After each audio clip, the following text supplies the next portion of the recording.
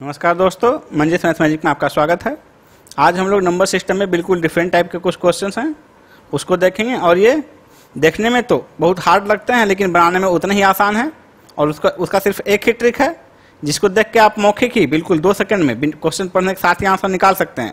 लेकिन उसके लिए पहले आपको उसकी प्रक्रिया जानना पड़ेगा। तो आज हम उसी क्वेश्चन पर चर्चा करेंगे, उसके 3 क्वेश्चन सोल्व करेंगे जो आर एस किताब में दिए हुए हैं। इस वीडियो को शुरू से अंत तक देखिए और पसंद आने पर लाइक और शेयर जरूर करें। तो दोस्तों चलिए शुरू करते हैं इस क्वेश्चन को। क्वेश्चन नंबर 91, पहला टॉपिक का नंबर सिस्टम का। किसी संख्या को 136 से भाग देने पर शेषफल 36 प्राप्त होता है। उसी संख्या को यदि 17 से भाग दिया जाए तो शेषफल क्या होगा।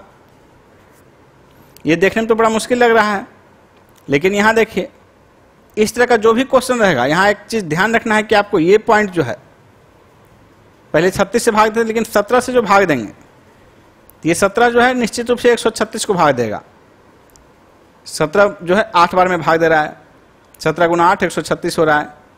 यानी कि यहाँ आपको देख लिए किसी संख्या को, मान लीजिए कोई संख्या x है, वो 136 से भाग देने पर, यानी x जो है 136 से भाग देने पर शेषफल 36 प्राप्त होता है।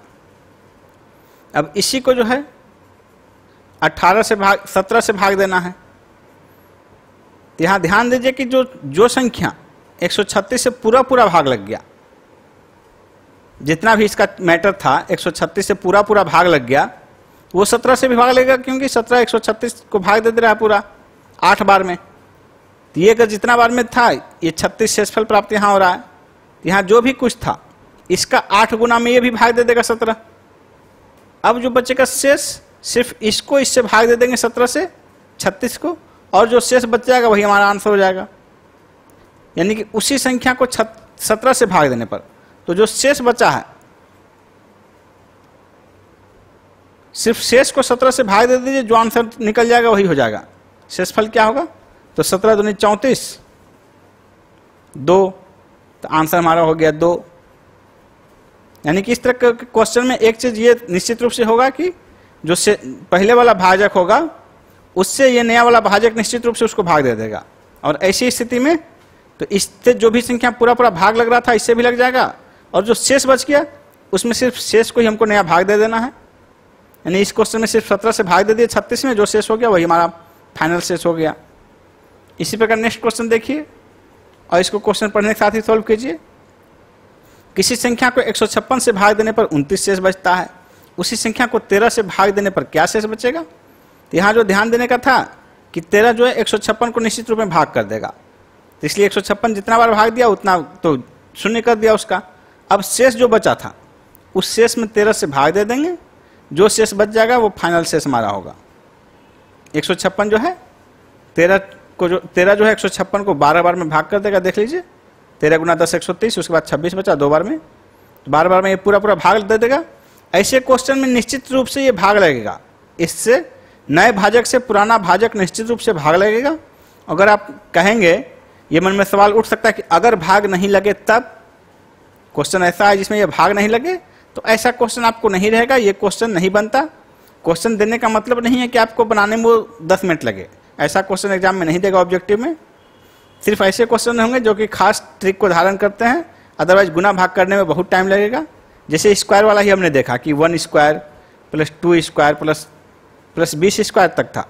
अगर नॉर्मल इसका फॉर्मूला नहीं रहे तब तो स्क्वायर करके जोड़ने में बहुत टाइम लगेगा, तो फॉर्मूला नहीं रहने पर ये क्वेश्चन नहीं दे सकता है।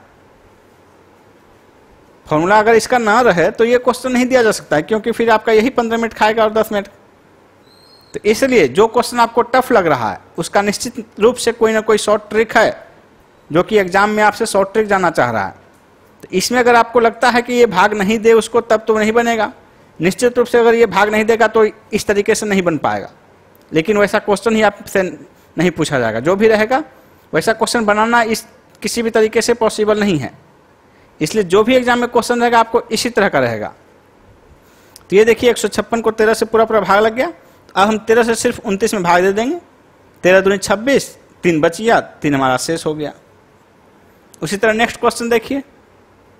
किसी संख्या को 195 से विभक्त करने पर 47 शेष बचता है। ये तीनों क्वेश्चन आर्य अग्रवाल के किताब से हैं, पिछला क्वेश्चन नंबर 92 था, ये 93 है।